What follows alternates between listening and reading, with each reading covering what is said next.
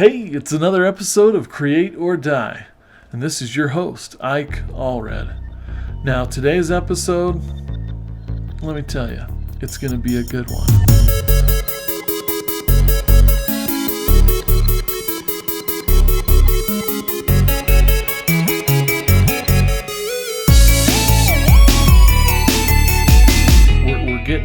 We're getting crazy. We're getting different. We're diving in deep with my main man, Mr. Trevor Williams, to talk about animation, specifically the pre-viz or animatics stage, and right on into a little program we like to call After Effects. So if that's something that you're interested in, you want to up your game when it comes to animation or motion design, this episode's for you.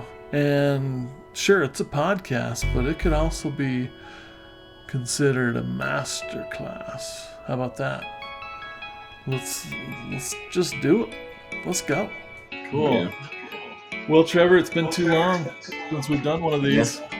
It was supposed to be like a monthly thing, and then we just got away busy. From cadence. Yeah. Yeah. We both get busy with stuff, but I'm excited to be on again, and thank you for having me. Yeah, thank you, my friend.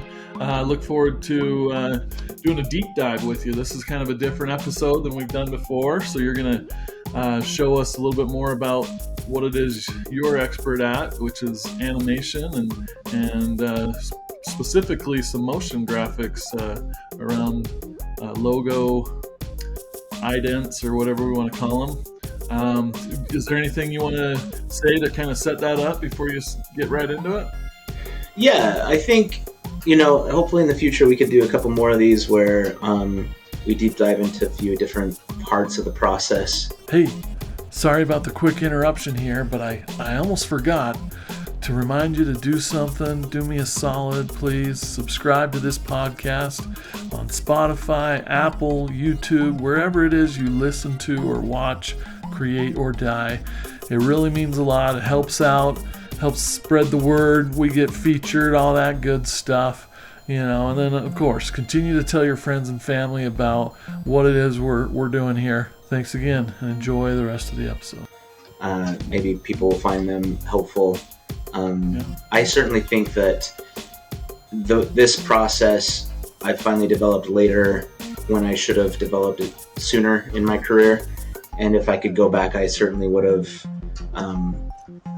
done it this way to begin with. It would have saved me a lot of headache and hassle and blood, sweat, and tears if I just developed this process to begin with and instead of later. But I think we all get into something new and we develop and learn at different paces, and sure enough we'll find shortcuts, or we'll find a process that fits our style or fits the various ways we can produce animation or design, however it may be. And even though the programs are constantly changing, we pick up nuggets along the way, but when you begin, you typically, I think, there's just too much to learn in one go, and the process just develops over time. So it's a natural thing. But I certainly think if I went back in time or had someone to tutor me and teach me, this process I think is better at saving time on the back end than figuring it out as you go. And usually the results I find are more pleasing and satisfactory all around as well. So with that, today I'll keep it shorter. I won't go too crazy. We won't go into like full hands-on step-by-step process, but when I do something like I'm asked to do a logo indent or an animation around say even something maybe for a website or that just has a few minor pieces of motion graphics, it's good to kind of first start out with a sketch end or I call it the animatic phase. Even the best part is to this is kind of step one, I would say. start out with actually just stills, like your key frame. And if you kind of want to have it be the money shot, right? You want to, and you start with one, make that like the money shot, then move to a few series of, okay, maybe now I have 3 or 4 that just explain the process of we get from A to B to C, and then you can add in a few more keyframes and a few more money shots, and then finally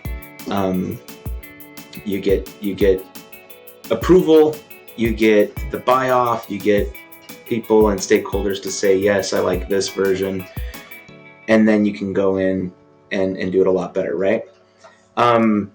Sometimes people do it with style frames, right?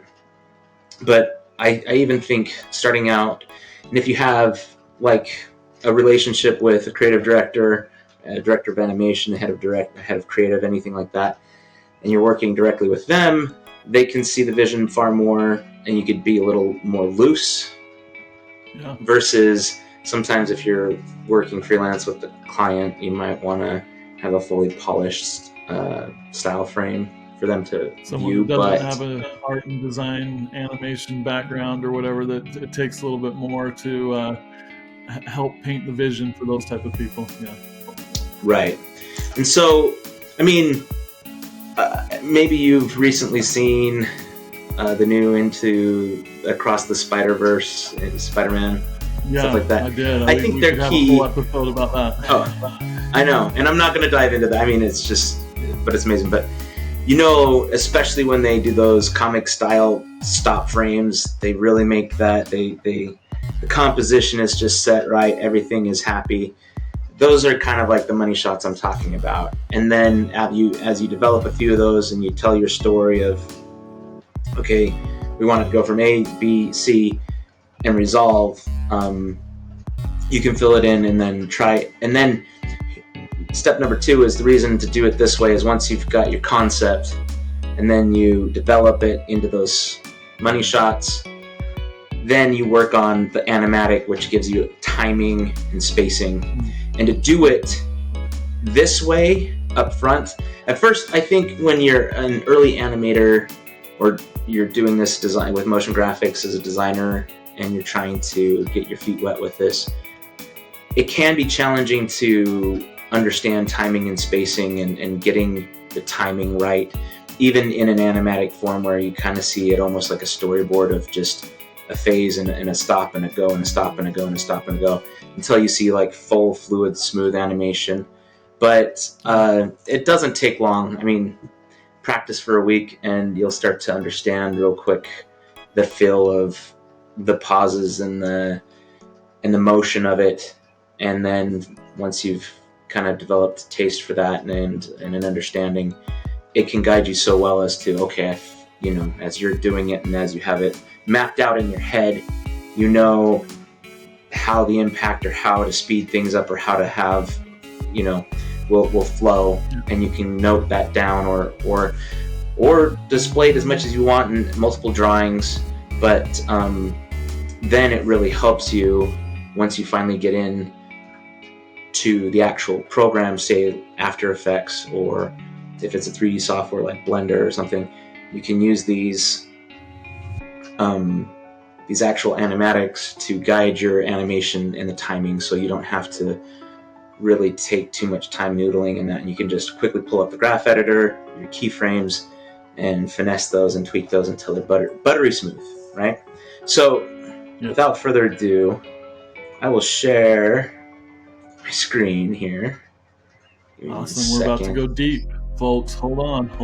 We're breaking new territory on the podcast. We're sharing screens. Yes. And I'll try to describe it as well as best I can. Hopefully this isn't terrible. Let me know, can you see this yet?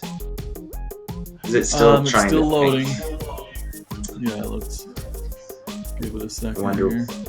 I wonder why it's being slow this time. Oh, there we go. I can see it now. Okay. Well, and like perfect. I said, I think it'll capture it on your end. So you just go ahead and move forward, and we'll be all right. Okay. So first, before I go crazy, I'll scrub through this and talk about it before I start to play this out. So this is just simple, rough drawings inside of what you could do this on an iPad with Rough Animator or Calipeg or a Flip a Sketch, or so many different apps, right? Or you can use desktop software through the Adobe Cloud, like Animate, CC, or anything like that.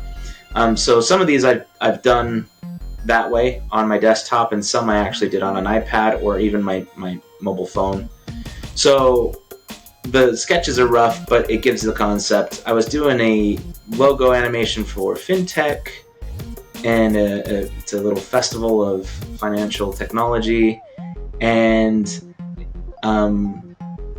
this was one concept where we're just talking about kind of like graphs and numbers, and it kind of comes into the big ask was they wanted to see fin and then plus tech and then resolve to the FinTech logo, right? That was the ask. So started going around concept and thought, okay, let's talk about just things around finance, stocks, things like that. We can kind of do that and then resolve to the logo, right?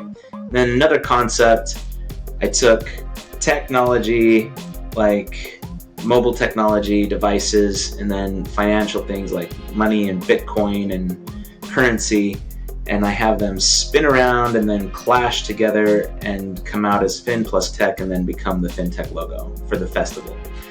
And then I had one that, since the FinTech festival is kind of something more like a social bubble, we worked on kind of starting out with that, where it's like two social bubbles pop up and they split apart, and as they split apart, they build into this. One side is the financial stuff, so you get a couple icons around like banking and Bitcoin and other currencies and things like that, and trading, and tech like devices and mobile phones and wearables, and then colliding together to the logo as well. And then another one that morphs and does it and then kind of comes out as a speech bubble out of a phone, right? So if we were to play these in succession, it would kind of flow like this, and this gives you that idea of what the timing and the spacing and the animatic, just as a guide, helps you see the feeling of it. And when you're pitching this and showing this to somebody, they get a good sense too, and then they can tell you, okay, I choose number 2 or number 3 of the concepts, right? And so in this case, we went, I think, with concept 2, and like I said, I did 1 or 2 of these on my iPad, 1 or 2 of these on my desktop, and one even I worked on both iPad or desktop, and then I transferred it to my mobile phone, and I was even working with my finger, and it was this one in particular, this one with the black and white one with the fin and the tech, while I was even in waiting for a movie to start. And it was just nice to kind of keep noodling, keep working, and it doesn't, I just like being mobile, being able to. Yeah, I love that you just kind of found some time wherever you could. There you are sitting in the theater waiting for your movie to start, and we've got these amazing devices in our pocket. Why not use them? And I find, it's a little harder to do art and animation. You're doing an amazing job here, but there's a lot that can be done as far as outlining ideas in notes or whatever. But people, creating thought bubbles, come up with whatever. an excuse. Yeah, they come up with an excuse like, I don't have any time. Well, find time in between things, 5 minutes here, 10 minutes there. Well, and sometimes you just come up with an idea when you're, say, on a walk or something. That's why I like to, wherever I am, however I am, if inspiration hits, I can kind of pull something out and work on it a little bit, just to noodle on it. And so in this case, I did it at the theater, and I meant to kind of showcase some of that as well, but it's nice because if you're building animatics, and why not work on them wherever you are if you've got the right technology and the capability just to keep pushing. And I love the iteration, just to keep pressing forward and coming up with a more developed and polished plan. And this was kind of in that realm. So even though I thought maybe this one would be a fun one to work on, I know the client ended up deciding on the second one. And so moving forward, we get to where I'm in the program. This is After Effects, and I've placed it in the background and it's faded, and now I'm noodling and working just on the timing and the spacing of where these icons and locations are. I've gone in, did a post process where I've cleaned up and made it all clean in Illustrator, and then brought in my assets, and then here I am going to town, just quickly animating all the pieces. Like I said, I can focus on just the timing and the spacing of it, and then we get the final result, right? And to kind of look at that one more time, it gets hairy, but at first you just have a nice faded guide. I don't know how well you can see that, but then you can just really focus in on the details and extra effects, things that you didn't necessarily show in your animatic. And ultimately, this is where the fun starts to happen, is because a lot of your grunt work is done up front in that animatic phase. And once you've had that guide, it's a lot easier to readjust, because what we end up doing when I was, early on, I'd be animating like this, and I'd take hours animating something that's more polished and finished. And then they'd be like, you know what, we actually don't, we're going to go back to the drawing board. We're going to change this around. Now we want, instead of this coin, we want, let's say, we're going to use stocks and bonds. We're going to use something that's bullish and something that's bearish. And so instead of a phone and a coin, it's going to be a bull and a bear, right? And once you're in this phase, after all that time in animation and polished, and you've already worked on the graphic, it becomes very hard, right? And so I stopped sharing, but being able to do that so quickly with a finger, with a pencil, on a digital sketch where it still can be messy but gets the representation across, and get all that animation and timing done up front is always better, just because you can do that faster. You can always just do the simplest stick figure sketch that then at least they say, yeah, I like that. Now let's look at what it would look like polished. They show them, and then once they sell up, say approve that, then you finally start the animation process. And I know that this isn't breaking barriers of and or the people's minds as far as that part of the process. Many people do it this way. It's just when you can get all that done, and even a little bit of the timing and spacing before you even get into the program, it saves you so much time on the back end versus having to go back after 8 to 12 hours of animation and kind of almost start over and do another 8 to 12 hours with something different. Versus in those sketch process things, you can spend 1 hour per concept, throw it up, they come back, spend another hour. So you can go through multiple concepts in a day and turn it around and get it back to them without having to spend an all-nighter and buy a lot of caffeine and stuff while getting it done by the deadline.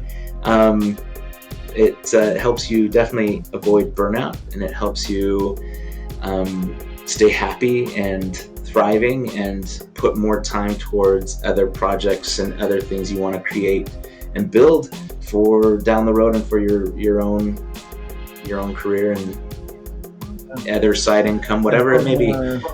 Your dreams, right? Clients, yeah.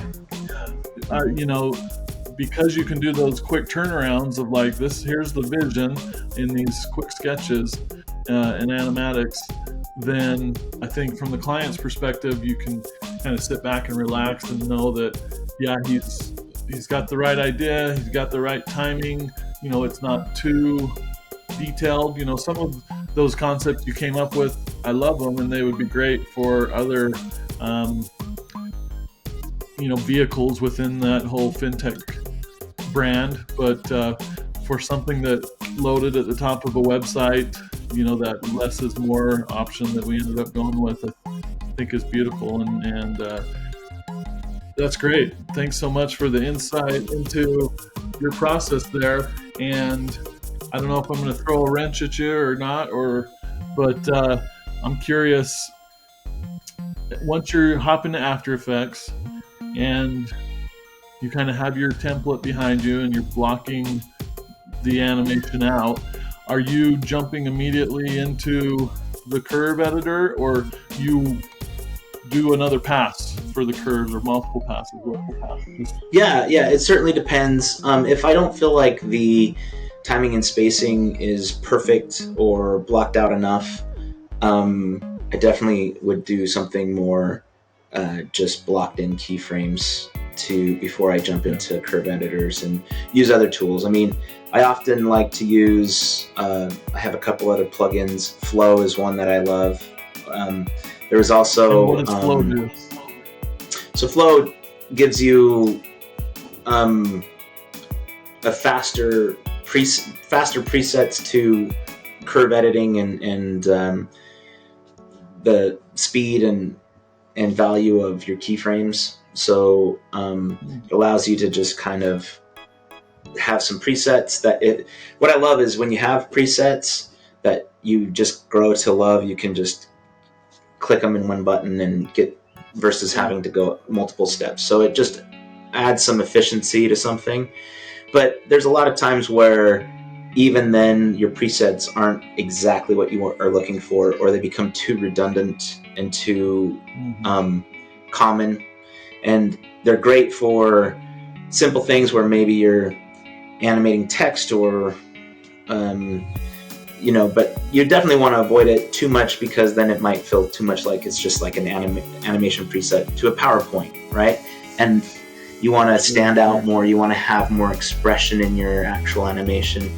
It kind of requires more surgical finesse that you can do manually than through a preset. But so I typically will start out and see what I can do with some of my presets and or other plugins that I may have added to After Effects, just for efficiency and things like that. But then I think even in the recording you could see where I got in there and I started noodling and pulling the handles and getting it exactly where I felt comfortable with. And what's nice is when you get that other stuff done, you can spend more time doing that and being proud of your work, which is so much more rewarding than feeling like, okay, I just had to get this one out, and obviously maybe this one isn't going to go towards my portfolio.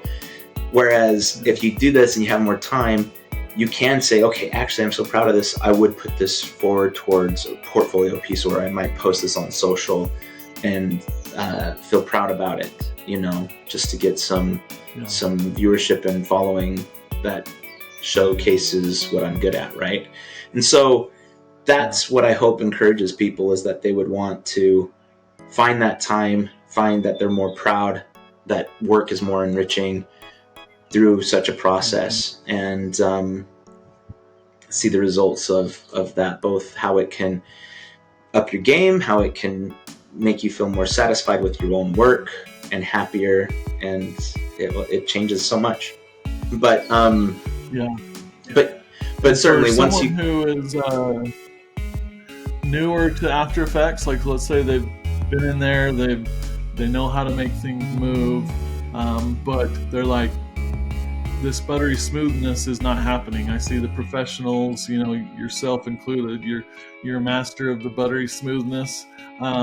Someone in that camp, and then once you know After Effects, then you hear people using expressions, and then it's like, oh no, that's programming. And I think some people could get scared away. So I'm curious how much expressions do you employ in the stuff you work at, and how can we help demystify that for people and help them not be so afraid? Yeah, no, that's great.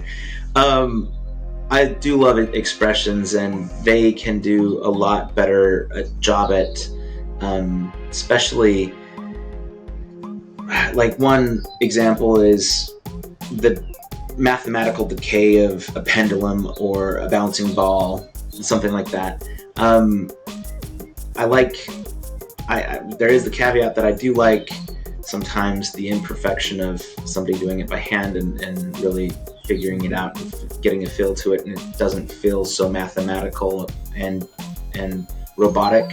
But there's definitely forums and already lists of expressions out there that people can find just by Googling. But so that should take away some of the possible fear, just because it's out there. The new tools through Chat GPT and so forth, same thing. You can simply throw a prompt saying, I'm looking to do this with expressions, and most of the time it can give you something very, very helpful.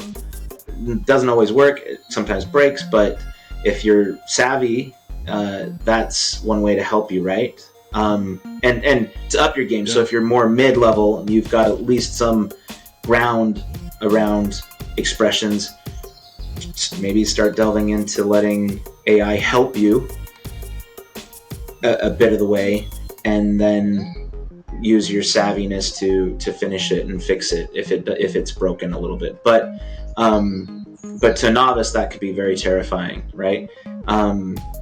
Whereas, but also, as much as I do use expressions when and where I can, they certainly can slow down a machine in a render. Specifically in this, I was using a lot of expressions at one point, and we could do this in another deeper dive when I go into some of the Blender. I tried using Blender to do these little fractal triangles and have them do random animations, and then and I got pretty far where I wanted to with that, but it ultimately I was still too novice with Blender to get it where I wanted it, so I resulted back to just doing it in 2D. Inside After Effects, used a lot of expressions, but then the expressions really made my machine slow down and become too sluggish. And so that's when Easy Bake comes in. There's a baking and caching your expressions to keyframes, which would then release a lot of pressure and computing power on your computer, which then speeds up processing and speeds up render time and everything. And so Easy Bake and those things are, I think, vital for someone who might find that their machine isn't powerful enough, and if they're using expressions, and or go the harder route. I wouldn't necessarily recommend it, but yeah. So but most expressions, and most people, one thing I will say that needs to be said, and I hope if people are watching this, they can respond in the comments or something and either echo it or contradict me. I would love to know, because I can say that probably 99% of the time people are using more these very, very simple, often reused expressions like wiggle or like source rec at time and loop, out duration, and so forth. And a lot of those are just under a drop-down window inside After Effects, where you can just drop down, see these preset, and it's already like prompted, and then you barely have to put in certain parameters. And so you hardly need to know too much, and you can just continually reuse those. And most I see most professionals just mostly reuse those for 99% of their animations. It's when you get, say, far more technical and you're doing something that is just very, very niche and very, very specific, that's when you have to be a little bit more pro and know to get a level of complexity out of expression animation that I don't think the mass majority of animators ever need or use, because it'd be far more specialized and versus more generic. So if you're going to be more generic and touch it from time to time, you're mostly just touching a few expressions versus the heavy brainiac nerdy kind, I should say. I don't know if that makes sense. You can get away with Googling some things and get that quick step-by-step to make something loop, or the straightforward things that people use all the time. But for you, I know you've invested some real time into learning expressions and After Effects in general. Where is it that you would recommend people go if they're like, I'm ready to drop some cash and learn this for real? What courses did you take that you might want to plug? School of Motion was fantastic.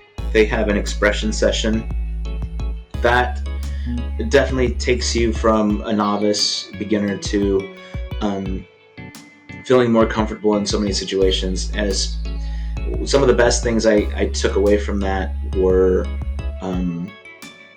things like animating, making expressions that would work really well for Mogerts, lower thirds, things like that, and being able to change those out for one of the projects really centered around the possibility of multiple names for a game show, and say on like a Twitch game show, and they've got all sorts of different players, and it's like a league of different gamers or something like that. And or it could be like, say you're a sports lower third specialist and you're doing things for sports packages on Fox Sports or whatever, or you're doing a ton for a conference and a show and or something like that. Those things were very handy to learn and to overcome. There were a lot of other really cool ideas as well, where you can add in different sliders and effects and have all these slider effects that control multiple outputs, multiple ways of switching between items and or logos and or even animations. And then I'm not even scratching the surface. It gets far, far deeper. So that one was fantastic.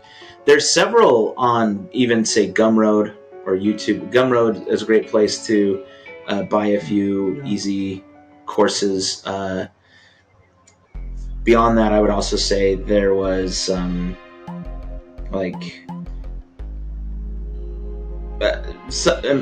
many that aren't too expensive, but many people would find them at like Udemy or Skillshare or other outlets like that, Patreon.